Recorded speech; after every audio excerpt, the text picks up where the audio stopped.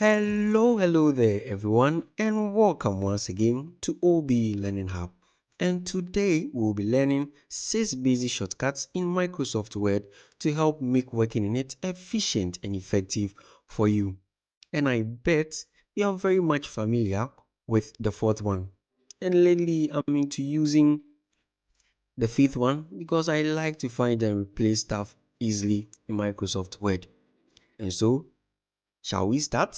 So number one, you can always use the shortcut key Ctrl N to create a new Word document and start your work from scratch whilst in an existing one. Number two, you can always use the shortcut key Ctrl A to select your entire text if you like to make any edit or changes to them all at a go.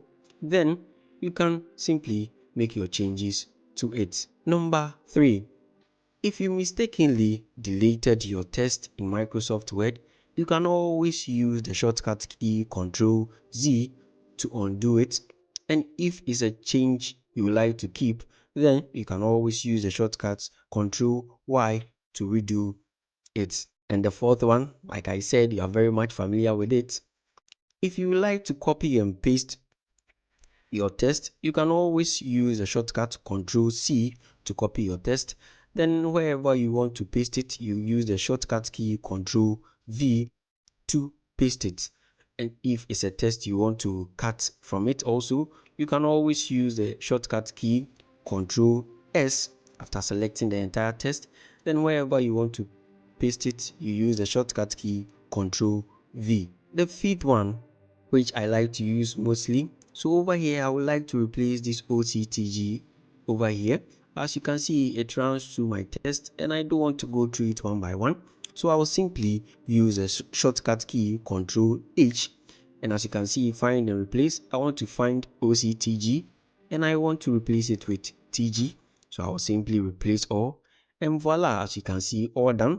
I've made 29 replacements. I'll simply click on OK, then close it. So if you have to go through now, as you can see, my entire OCTG has been changed to TG. And finally, number 6, you can always use the shortcut key Ctrl Shift and any of the arrow keys on your keyboard to highlight your text to make any changes to it. So I'll simply highlight it, then I'll bolding it up or unbolding it up.